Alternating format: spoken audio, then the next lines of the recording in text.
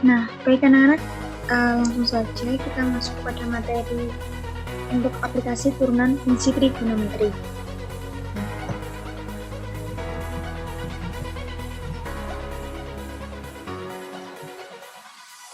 Untuk kompetensi dasarnya, kita tuh menjelaskan keberkaitan turunan pertama dan kedua fungsi dengan nilai maksimum, nilai minimum, selang kemonotonan fungsi. Kemudian menyelesaikan masalah yang berkaitan dengan nilai maksimum, nilai minimum, dan selang kemonotonan fungsi. Nah, untuk tujuan pembelajarannya yaitu memahami keterkaitan turunan pertama dan kedua fungsi dengan nilai maksimum, nilai minimum, dan selang kemonotonan fungsi. Kemudian menyelesaikan masalah yang berkaitan dengan turunan fungsi trigonometri. Nah, dalam aplikasi turunan fungsi terdapat laju perubahan fungsi trigonometri, titik stasioner dan fungsinya, selang kemonotonan fungsi trigonometri, dan nilai maksimum, nilai minimum, titik belok fungsi trigonometri. Untuk turunan fungsi trigonometri dapat berkaitan dengan laju perubahan. Nah, yang tadi sudah saya jelaskan di sini, baik saya lanjutkan. Yang pertama kita akan mempelajari mengenai laju perubahan fungsi trigonometri. Laju perubahan fungsi y fx terhadap x adalah dy per dx yang dinyatakan dalam x. Misalnya, laju perubahan x kuadrat terhadap x adalah dy per dx dengan 2x. Contoh, sebuah partikel bergerak dengan fungsi s. Nah, ini fungsi s sama dengan 3 cos 2t plus pi per 6. Berapakah kecepatan maksimum partikel tersebut? Nah, sini yang akan kita kerjakan penyelesaiannya.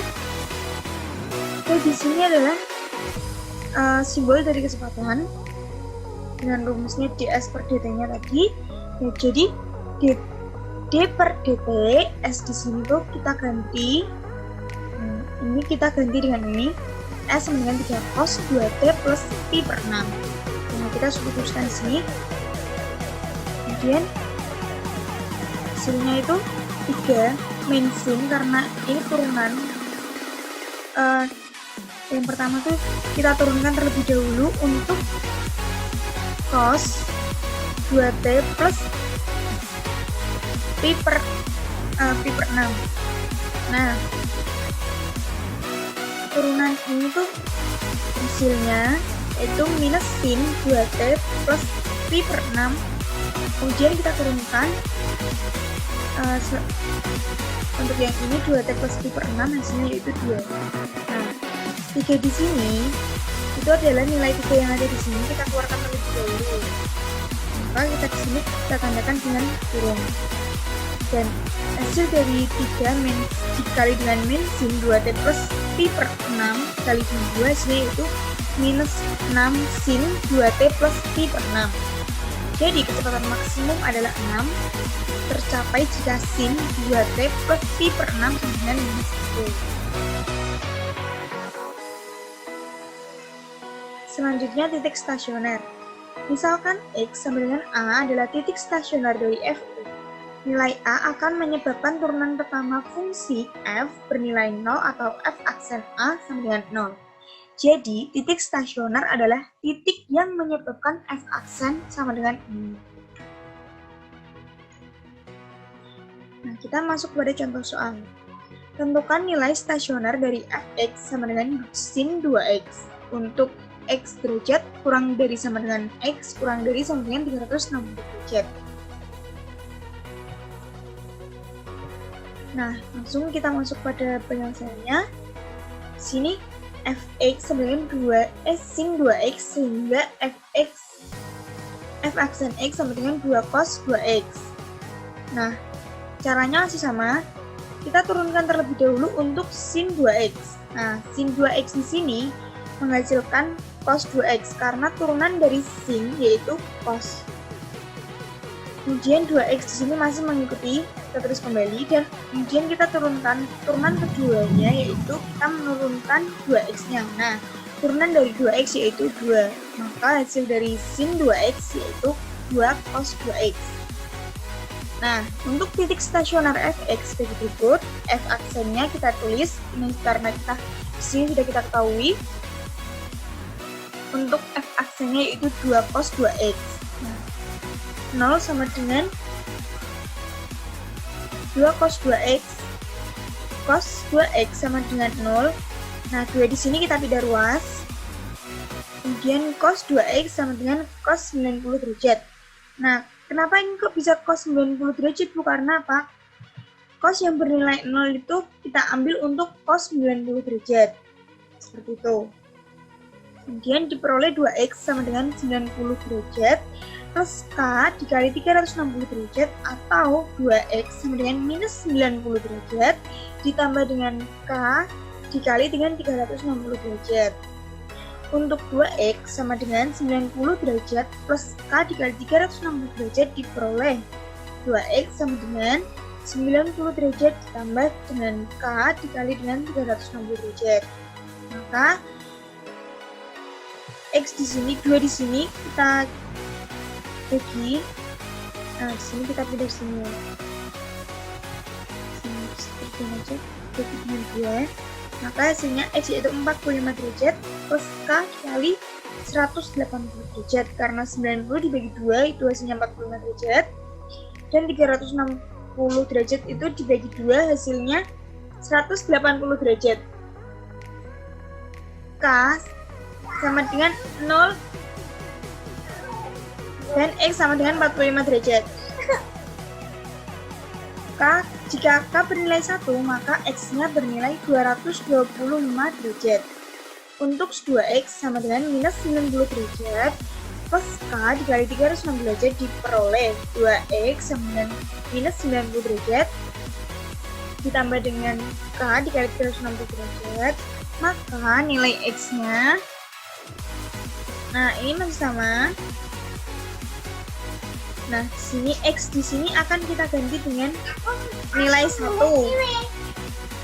Nah, maka jika kita substitusikan K di sini kita ganti dengan 1, maka hasilnya akan mendapatkan 135 derajat. Jika K di sini kita ganti dengan 2, maka hasil X-nya yaitu 315 derajat. Jadi titik stasioner dari fx sama dengan sin 2x untuk 0 derajat kurang dari sama dengan x kurang dari sama dengan 360 derajat adalah x sama dengan 45 derajat. Itu jika x sama dengan jika k bernilai 0. Jika k bernilai 1, maka x-nya 135 derajat. Dan jika X sama dengan 225 derajat dan nilai X adalah 315 derajat.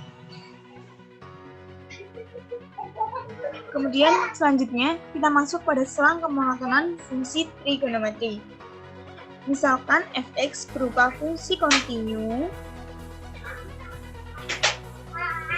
pada interval a, b. Misal pula x1 dan x2 terletak pada interval AB memenuhi sini A kurang dari X1 kurang dari X2 kurang dari B. Fungsi F dikatakan naik jika Fx1 kurang dari Fx2. Sebaliknya, fungsi F dikatakan turun jika Fx1 lebih dari, nah sini ya, ini dikatakan turun jika Fx1 lebih dari. Nah, di sini dikatakan naik jika Fx1 kurang dari. Tandanya di sini. Diingat, jika naik itu maka tandanya akan kurang dari, dan jika turun tandanya akan lebih dari. Nah, di sini adalah grafik untuk penjelasan di atas ini. Dengan turunan pertama fungsi f, maka akan dikatakan apakah fungsi f akan diketahui apakah fungsi f naik atau turun di interval a, b. Jika f aksen x lebih dari 0, maka dikatakan naik. Nah, jika f aksen x kurang dari 0, ini dikatakan lagi ya ini. Nah, jika kurang dari maka dikatakan turun. Jika f aksen x sama dengan 0 dikatakan fungsi f tidak naik dan tidak turun. Jadi pada titik stasioner fungsi tidak naik dan tidak turun. Jika fungsi f naik atau turun pada interval a, b, dikatakan fungsi f monoton pada interval a, b. Nah, selanjutnya kita masuk pada nilai maksimum, nilai minimum, dan titik belok fungsi trigonometri. Titik stasioner A dapat menyebutkan fungsi A menjadi nilai maksimum fungsi, menjadi nilai minimum fungsi, atau menjadi titik belok fungsi. Nilai maksimum, minimum, atau titik belok tersebut dapat diperiksa menggunakan uji turunan pertama dan kedua. Nah, yang pertama ini adalah uji turunan yang pertama. Perhatikan gambar berikut. Sini ada grafik-grafiknya. Anak-anak bisa pelajari terlebih dahulu. Jika nanti kalian belum paham, bisa langsung ditanyakan pada WA Group.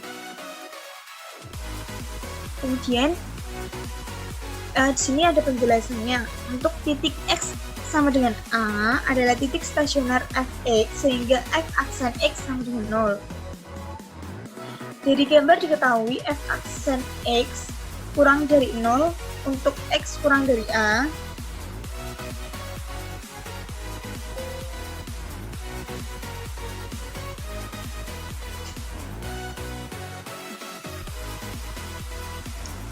Sini, maaf, fx kurang dari A. Sini.